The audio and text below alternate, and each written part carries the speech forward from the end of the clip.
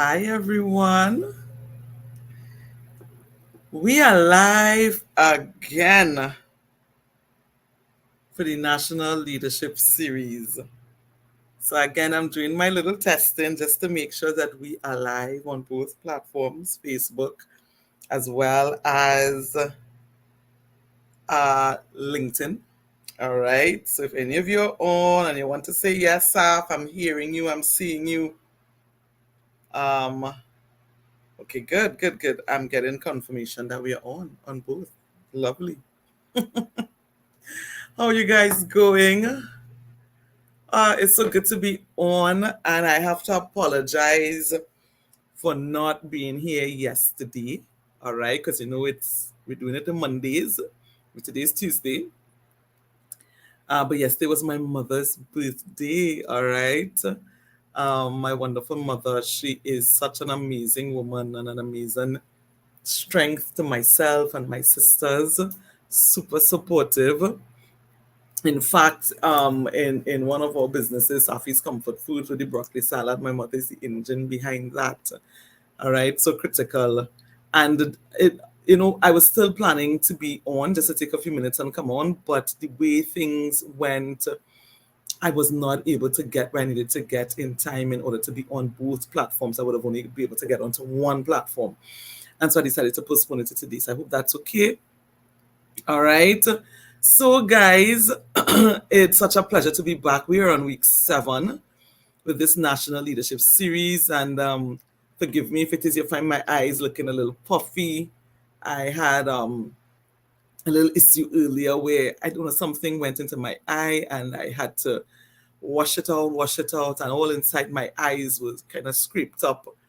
Kind of scraped up, and it just started to swell. So, but the show continues, the show goes on. All right, I'm good. So if it is you see my eyes looking a little puffy, I am fine. It's just that my eyes, something got into my eyes and it reacted really badly. So we are continuing. All right, we are continuing. We are on week 7 of this National Leadership Series.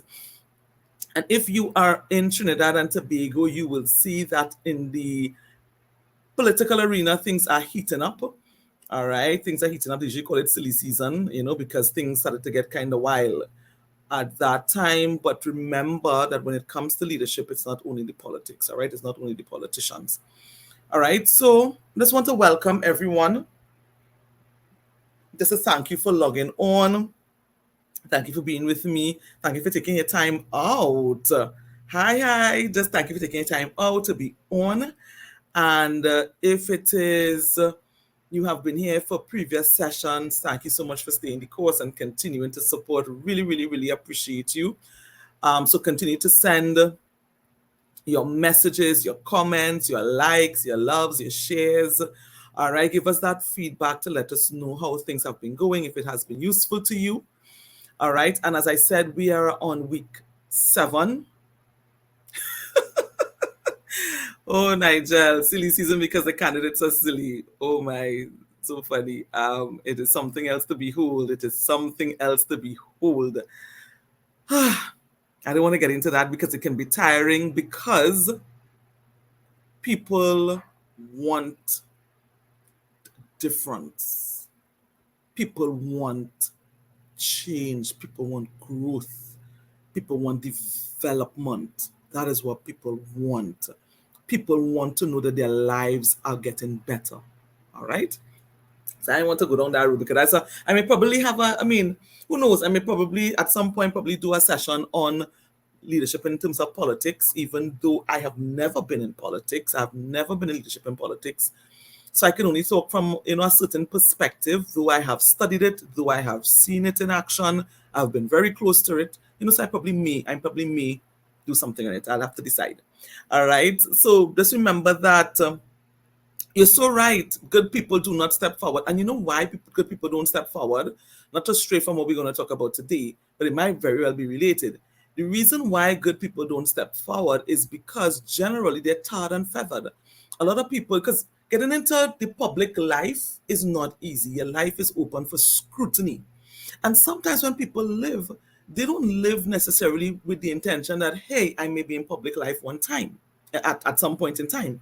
So sometimes when you have dark things come back to haunt you, or it may even be dark, but because it's in the political arena, people take it and want to skew it to look dark.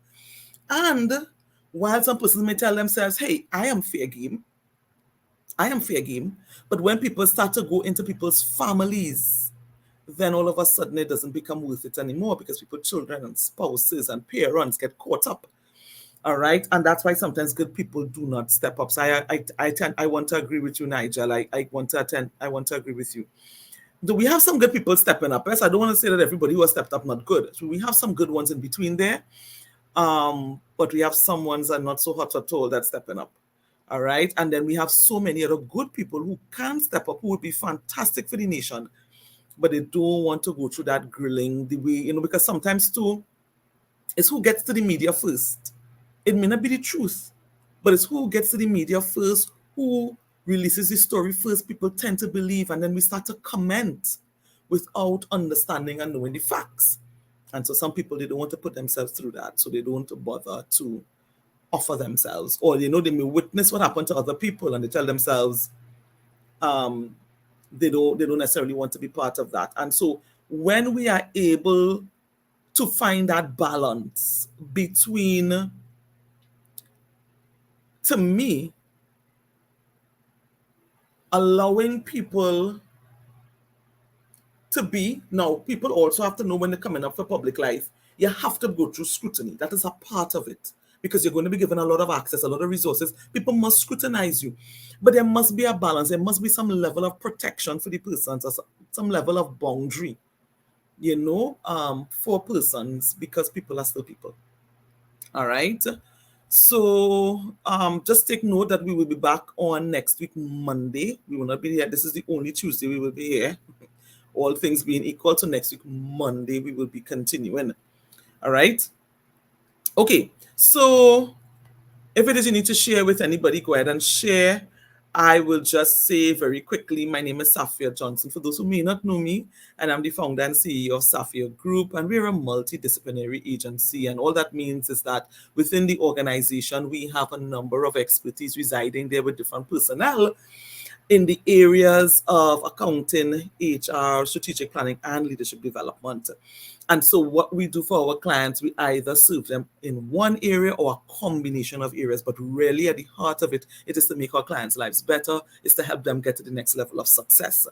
All right, we become very, very passionate about each of our clients, and we view them as if it's our own business. All right, so my team and I, we go above and beyond for each client that we have. All right, so if it is at all you want to know more, you can visit our website, safiajohnson.com. That's the leadership website, or safiagroup.com, which is where you're going to see the other services. All right, and if at all you want to schedule an appointment with me just for a short 15 to 20 minute free consultation via our website, you can definitely do that. All right, so enough of that. You can also tell me where you're from, where you're chiming in from, if it is you're watching the replay, because I know some persons, it may not always synchronize with their timing.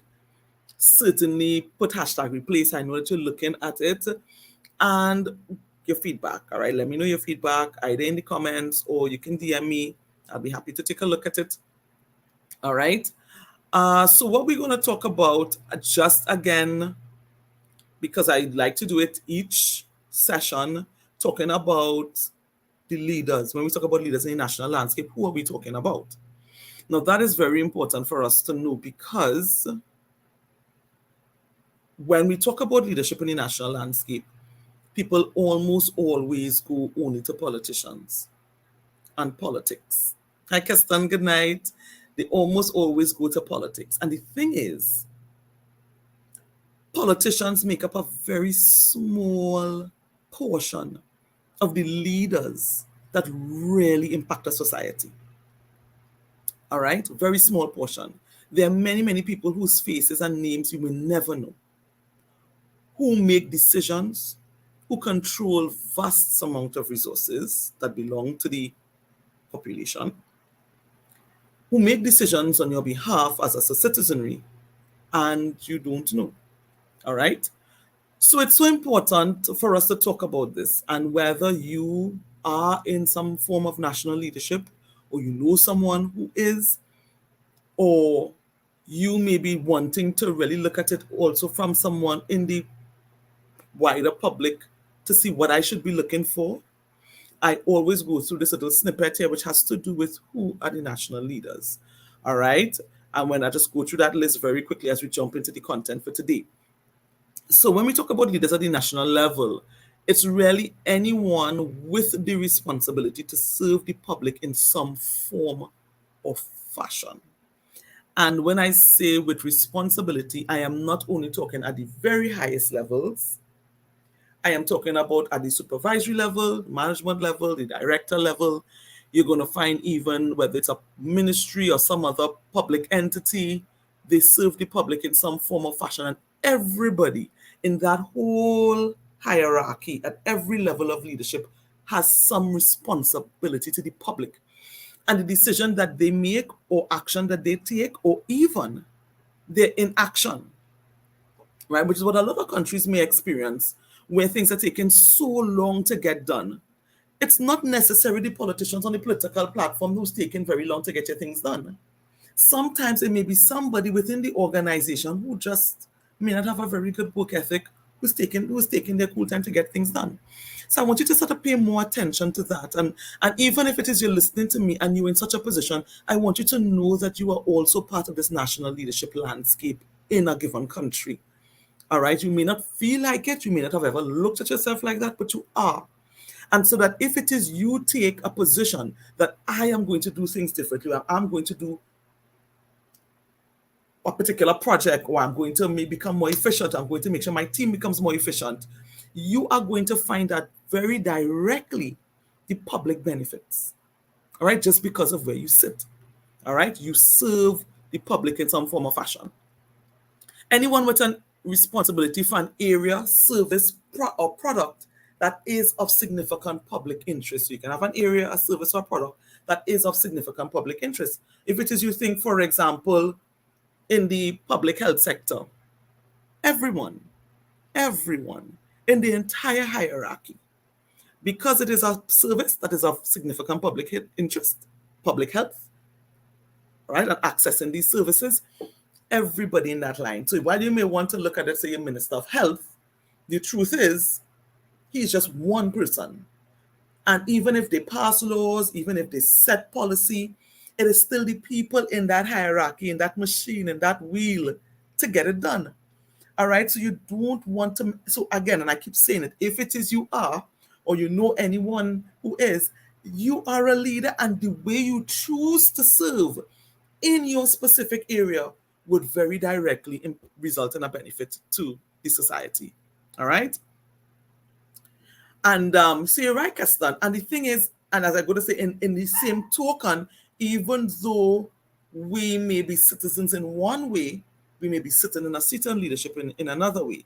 And even if we're sitting in a seat of leadership in one way, in another way, we are citizens who have to be subjected or access these same public services.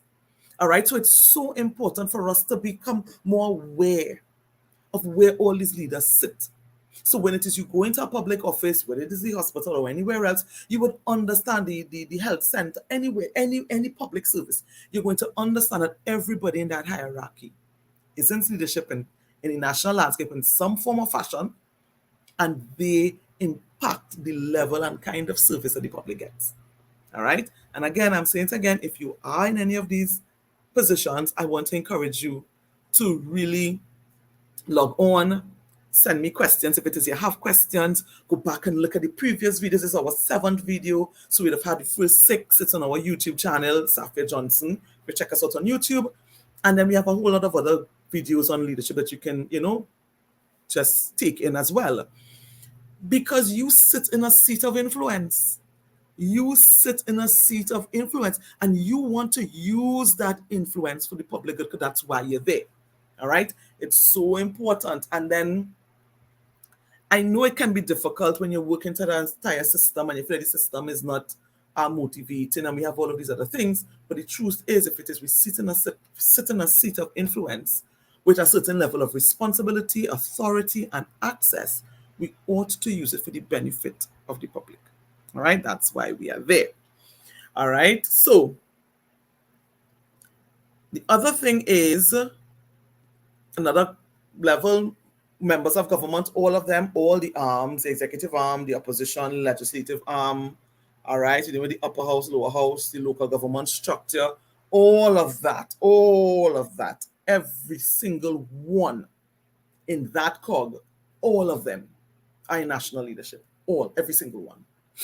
Every single one. And so it's important to get to know these persons. But these are the bunch that will impact the legislative arm, the laws that will govern the society, and the policy arm.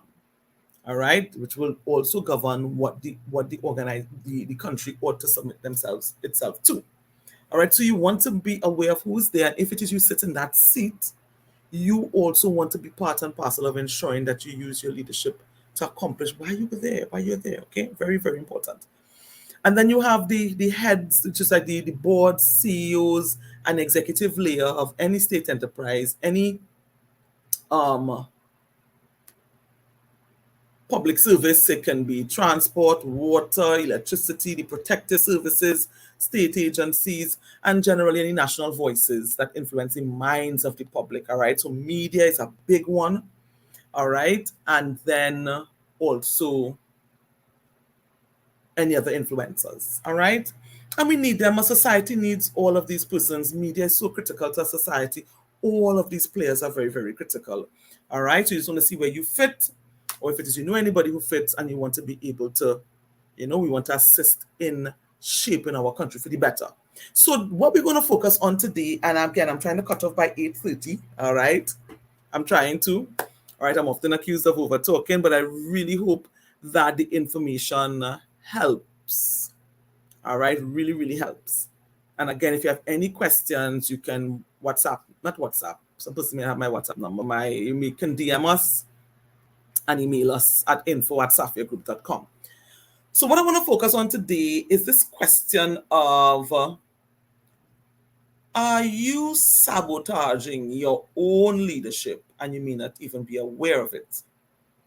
What I have found, or what I've seen, and certainly what some of the research has shown, is that leaders lead, and people just lead from how they know to lead, from what they have seen. And sometimes we do not take stock for how and why we lead the way we do, why we make the kinds of decisions that we do, why are we impacted by certain things, why are we driven to accomplish certain things, why do we want to work with some people and not want to work with others, why do we take offense to certain things when they are said or when they are done, or when we refer to a particular way, or why do we insist on being referred to at a particular way? There's so many elements inside of there that speak to who we are or who we think ourselves to be. And because sometimes we do these things so naturally and unconsciously, it may result in what I would call sabotage, because you may not be getting the results that you are looking for. And you may be trying so hard to do this and to do that, and the results are just not coming out the way you want. And you may say, listen, the people, it's so difficult and people don't want to work again and all of that. And there is a measure of truth in some regard, depending on the situation, depending on the people. All right. Or you may say, listen, it's the system. It takes too long to get things approved in here. And there may be a measure of all, and there can be so many different reasons as to why you are not getting the kind of result that you want, no matter how hard you try. Once you find that happening, maybe time to look internal. Now, looking internally, it's not always very easy, right? Many people don't like to do that, all right, because it can be touchy, it can be uncomfortable, it can even be painful for some. But if it is you truly want to be an effective leader, a formidable leader, a powerful leader, an influential leader, a leader that's going to make impact, you cannot get away from serious, deep introspection. You must know who you are before you try to present yourself to the people, before the people come to know who you are. You have to know who you are first. And we have many leaders presenting themselves and putting themselves out, whether it is in the political arena or even in an organization or wherever it is, and they do not know who they are. They do not know what they are giving off. You may not even be aware that you may be turning people off or that you may be creating an issue, because some people will not tell you. They will just disappear, or they may just resist you and not tell you why they are doing it. All right? People do not leave organizations, people leave people. People do not leave organizations, people leave people. And so once you are seeing that there's a mass exodus under your charge, or if it is you find what it is we call organizational silence, which is nobody is giving any genuine feedback to you in the department, in the organization, in the group, in the NGO, in the political party, in the section, in the whatever it is. People are not giving their genuine feedback because their genuine feedback is either disregarded or there is a penalty for giving that feedback. And so what you would develop now is a group of yes people around you. Yes, people cannot take you forward. If you really want to be effective and do great things in your role, yes, people are not useful. It is the diversity of thought and approach and the synergies of that will really cause you to get to that next level. And it also speaks to your own level of maturity and security in yourself and in the value that you bring, that would allow you to let people bring their ideas, which may be different from yours, which is okay. Because that is what you want. You don't want everybody, you don't want groupthink. Groupthink doesn't get exceptional results. Groupthink never get exceptional results. All right. And so it's so important as a leader for you to do that level of introspection. You may be pushing away the best people from around you simply because you cannot handle the fact that they have a difference of opinion. All right. You have to learn how to leverage that difference of opinion. You have to learn how to utilize it to bring out a collective good and a far better outcome and a far better approach. All right. And it's only those who are secure in themselves are able to do that. And that is why it is so important for you to take this step now of introspection. It is a touchy subject for a lot of leaders. And I often tell my clients, the higher up you go, the less people are willing to tell you the truth. The higher up you go, not only the less people are willing to tell you the truth, there are less people who are willing to tell you the truth. And so as a leader, you have to ensure that you have a tribe around you that can pull up your socks, or that can say to you, no, I don't agree with that. I think we can look at it differently. Or you know what? Can I add my different perspective for you to consider? And you feel happy and excited about that, because the weight of figuring it all out and to determine how we're going to go about it doesn't all fall on you. All right. And it's only so much one person could know. Remember, when you bring, if it is as a leader, you can never produce excellence and exceptional results with an average team. I'll say that again. As a leader, to produce excellent results or exceptional results, you cannot do it with an average team. And so one of the characteristics of exceptional people in your team is that these exceptional people have brains and they use them. All right. So you have to be open for that.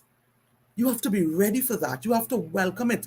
And people, given their perspective, even if it's different from yours, I'm not talking about being rude or disrespectful or anything like that. Once you create a healthy, open environment to get that value out, remember, that's why they're there. That's their value. You cannot really pay people for that, for their ideas and their inspiration. You can only inspire it out of them. Because you can pay someone their salary, and if it is they feel like giving their ideas and their voice would not benefit, they shut down and they just do the regular work. But when you're talking about being exceptional and getting those real hard-hitting results, you want people's brain, you want them thinking, you want them plugged in, you want them connected, engaged, fully engaged to accomplish the vision, to run after it, to go along that journey with you. And in order for them to do, you have to inspire that out of them. You can't pay them to get that. And if it is you're going to inspire it out of them, you have to make room for their thoughts. You have to make room for their approaches. All right? It is so critical as it is that we do that. And when we feel threatened by other people's perspectives or their opinions or their thoughts or whatever it is or ideas that may be different from ours, we need to look inside. As a leader, you should never be threatened by that. If you are threatened by that, then it means that there is a level of insecurity for something, and you need to find out what that is because it is showing. All right. I often tell leaders, leadership is like if you think you're going to be, it's like standing behind a sheer curtain. You maybe think you're hiding, but everybody sees you. Everyone. Everyone. All right. So you may think that you're dressed nicely, you have on wonderful makeup, you're eloquent of speech, and whatever else. But at the end of the day, who you are will show. Who you are will show. And so it's so important as leaders that we do that internal work. I remember I had one client, the internal work was so deep as we started to go through the leadership path and some of the things that we had to work on with her. It got to the point where I had to refer her for therapy because it triggered so many things from her childhood about rejection and all these different things, why she responded the way she did. Very successful person, does very, very well in her work, but had a lot of challenges with butt heads and couldn't figure out why, she wouldn't get the buy-in and all of these different things. And it really went back down deep. Now, sometimes all of that is not always necessary, but sometimes it may be because because people are generally, I'm going to say generally, there's so many people who are traumatized, walking around traumatized and never got help for their trauma. And also, there is a significant amount of workplace trauma, even in the national space.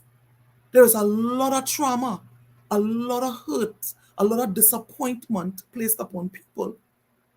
And people just try to, move on with it. But you just don't move on. You carry it with you into other environments and other relationships. And especially if you can probably focus and get your work done, you're probably high functioning, but you're still traumatized. You may even get to very high levels in an organization or even in a political organization. But you are still a traumatized individual. And certain levels of leadership will press on that and expose it. All right? So you get why doing that internal work or doing that introspection is so important. If it is you find yourself knocking against the wall, not getting a result, you keep getting the same result that you don't want over and over again, or you find people keep responding to you the same way over and over again and it's not what you want, or you find from organization to organization that you go to, it's the same issue, or from department to department, it's the same issue, there is something there that you have to look at. As the saying goes, 1,000 Frenchmen can't be wrong. And sometimes what we do as leaders, we put it off on the people to change because we don't need to change because we're in charge. And that is the fatal flaw. That is the fatal error there. All right? If it is you really want to get to those very high effective levels, you have to be willing to do that internal work. All right? So I'll just touch on a couple of points. One is, I talked about sabotage, and some persons sabotage themselves deliberately, some unconsciously. Now, deliberate sabotage is a real thing. And you see it all through life. You see children doing it, you see young people doing it, you see people doing it in their jobs. And let me give you an example of what that self-sabotage looks like, the deliberate one. You declare your own failure beforehand, or you declare your own shortcoming beforehand, and you may even say it in jest, or as if it is you're making a joke, but really it's connected to something deep within you. And the reason why you put that out there is so that in the event that you do fail, you already declared it. Nobody can come and tell it to you. But what sometimes happens, it becomes a self-fulfilling prophecy. Because you may have been you may have been made to feel that you are a failure, or you have been made to feel as though you're not good enough no matter what you do, no matter what you try. It could be based on so many different factors, where you came from, the school you went to, the area you grew up in. It could be so many different, the way you speak, all sorts of different reasons why you could be made to feel like you just don't make the mark. And you may not realize that that residue is upon you and inside of you. And so you lead that way. So you may make jokes with the team, but I don't know if you're going to make it. We will see. And we make comments like that, but really what it is, we are putting it out, we're putting the caveat out there. In the event I don't do well, I already declared it. And or sometimes because persons are so accustomed to being disappointed by people, what they then do is they take in front and they put up a block, or they make the first move to disappoint because they believe that's what people would do. That's what somebody would do to them in any event. All right? Another self-sabotage. Very deliberate. All right? And the thing is, if it is you find yourself doing things like that, you have to stop and look and find out why. Why are you doing that? Why do you feel that way? Why do you assume that a new person that you meet will disappoint you like somebody that went before? Is it that you keep finding the same kind of people who are inclined to disappoint you? Or is it that you're putting off on somebody that they're going to disappoint you, even though they show no signs that they would have? All of these things come to play. All right, come up to play. Then you have sabotage unconsciously. All right, where you may end up tripping over your own self because just stopping to really take in people, the signals that they're sending, what that may mean, reading between the lines, all of those things are so important, and becoming skilled in being able to read it accurately and adjusting your behavior, your plan. Some leaders don't do that. Some leaders come into a space and are so aloof, not connected to the environment, not connected to the people, can't really read the play, read the room, read the team, read the organization, or even read the public for that matter, depending on where you sit. And then just continue going through thinking things are well when they are not. That is you sabotaging yourself unconsciously.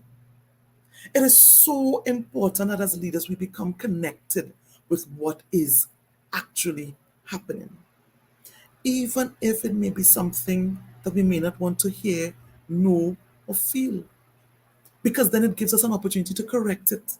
You can't correct what you don't know. All right? So stop and put your connectors out. Stop and feel the pulse and the rhythm of the people you are meant to lead. They will give you the signals. All right, there are people who want to see you succeed, even though you may feel like everybody wants you to fail. There are going to be one or two people who will be in your space, but you have to be connected. All right, because what may have worked in one organization, or even at one point in time, right? It's a whole topic that I teach on very separately. Or at one point in time, may no longer be relevant to now, may no longer be relevant to this group of people. And you have to be so agile and adaptable and flexible so that you are always becoming the leader that the people need. Even if you and the same group of people are in that leadership follower relationship for years, who the people needed 10 years ago is not who they need now. And you have to become who they need now. Otherwise, you are going to sabotage your success and then blame it on somebody else. Now, I know some of these things may sound a little hard, but that is part of working with leaders. Yeah, you have to say the truth because you want your people to be successful and you want people to deal with the reality of what is there. All right. Now, some people, they don't like to hear that because in their minds it reads as, I am failing, I am a failure. But that's not true. It's a lesson. You learn it. It's not failure. Failure is if it is you don't want to do anything with it. Then you would have failed. But once that information is coming to you to say, hey, this is not working, then adjust. That's a mark of a fantastic leader. Adjust. Be agile and flexible enough to move with what is required by your organization, by your people, by the environment. For example, we would have seen a live example of what happened with COVID-19. The leaders who were able to flex and adapt were the ones who made it through and not only survived, but thrived. The ones who were not able to adapt and trying to hold the status quo the same, those were the ones who had the most difficulty. All right? So, three areas to focus on very quickly. Over 8:30 by 5 minutes. So, that's going to be 5 minutes more. Let's see. All right? Three areas to focus on when you're dealing with this whole aspect of introspection and really self awareness. And self awareness is the area where most leaders struggle. It's the biggest struggle area for leaders, all right? And so, because it's not always easy to face the mirror. And I'm talking about from physical appearance to their qualifications, their background, their connections, their network, the school, their whole life, right? You would be surprised how many persons feel insecure. Leaders I'm talking about feel insecure about a particular area of their lives. But listen, you're a person, you're not perfect. And I often say having a weakness doesn't make you weak, it makes you human. So you're fine. All right? If it is you're in a leadership position, you can do well. But you just have to make the adjustments as they become necessary. All right, so three areas to look at. One, you want to be aware of yourself. When I say aware of yourself, forgive me, as I was saying at the start, for those who might have joined late, I have a little bit of an eye. My eye is sorely itching. So forgive me if you see me. I'm touching my eyes a little bit more than usual. But you want to be aware of yourself. And when I say aware of yourself, you want to be aware of how you sound, of your tone, how you look, your facial expression, your body language.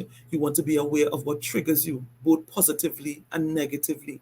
Where we are negative triggers are what we usually hear about, something that may occur or a phrase or whatever it is that sets us off in a negative space. It could be anger, sadness, resentment. It brings up all these negative feelings. But you would also have positive triggers, and many people do not take time to figure out their positive triggers. Your positive triggers are those things. It could be a word, a phrase, experience that sets off the positive emotions. You start to feel relaxed, you start to feel at peace, you start to feel all of the stress rolling off of your shoulder. What are your positive triggers? You have to know them. Take time to know you. Take time, and many times we aren't able to see ourselves because our eyes look outward. All right, so if your eyes look outward, then you don't see yourself. You don't hear yourself. So it is so important that we take feedback.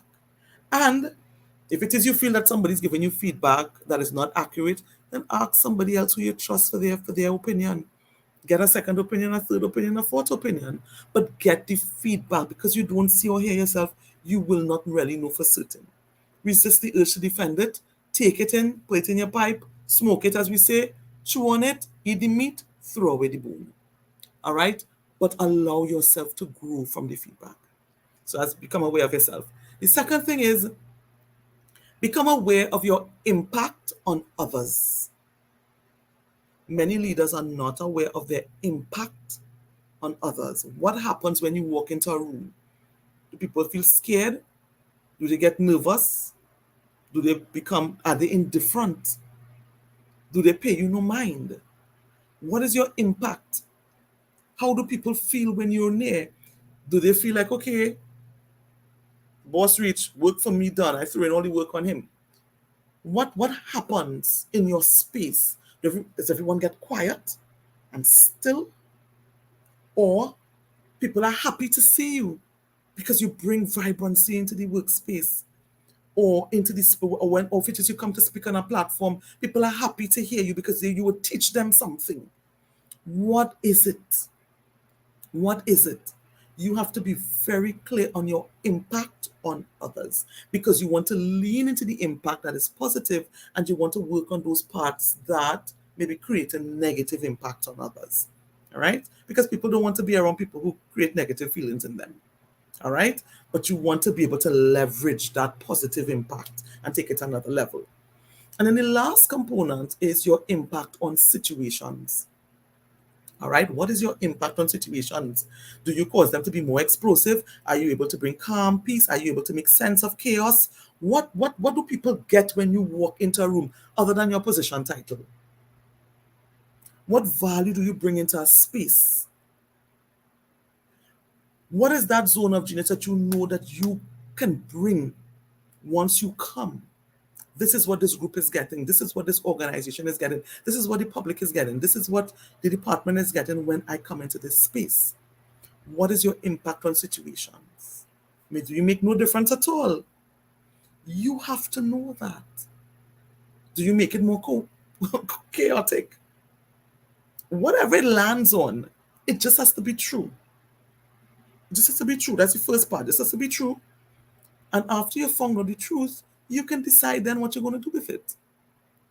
All right. But you don't want to say, well, I realize situations become more chaotic when I step in. But really, it's not me. It's somebody else. And this in this situation was this person. Then you're not able to make any change. And the truth is, sometimes there may be other people involved. But where you may have had a hand in it, even if it's a small hand, you want to take responsibility for that and make amendments. All right. Very, very important. Once you're able to do that, you're going to see how quickly you're going to grow. You're going to see how quickly influence is going to ramp up because everybody's looking at you. You may not realize how much people are looking at you. Now, if it is in the public space and on media, you know people are looking at you. But even if you're not in the public space in terms of the media, there are people who are looking at you. All right? And you're going to see how, once you start to put these little things into place, how much your influence will grow and your level of effectiveness. And a lot of the things that you keep banging your head against will all of a sudden start to melt away because now you're more plugged in, you're more tuned in, and you're more agile and ready to change, to adapt to what is needed in that environment. All right, sometimes you have to remember, and I've experienced this, several times in my career, and even up to now, persons that might think I come and say, Saf, I just, I didn't appreciate what you did, and we will chat about it, because I may have said something a particular way. I didn't realize, because I'm human too. And you have to know that you're human as well, and it's okay. It's okay. All right? So, just recapping, we're talking about sabotage, and are you sabotaging your own leadership and you don't even know it? We spoke about some deliberate sabotage, or if it is sabotage unconsciously. And then we talked about 3 areas that you need to focus on, which is really becoming aware of yourself, all right, and really tuning into people to hear what they're saying, so that you can get a really holistic perspective on yourself. Listen to people who you trust to tell you the truth, not just people who keep telling you what you want to hear. If you find yourself in constant agreement with everybody around you, you do not have the right people around you. I'll say that again. As a leader, if you find yourself in constant agreement with everyone around you, you have the wrong people around you. All right? That group will not be able to take you anywhere. That group will not be able to take you anywhere. All right? And then you have to be aware of your impact on others, and you have to be aware of your impact on situations. All right? So, guys, I am coming to the end of it now, looking to land the plane. I trust that this installment of the National Leadership Series was useful to you. And I often tell persons what I teach on leadership is transferable, meaning we may be talking about it in the national space, but in an organization, in an NGO, in your own family, wherever there is a group of people and you are in a role or you have the responsibility to lead, all of these principles work.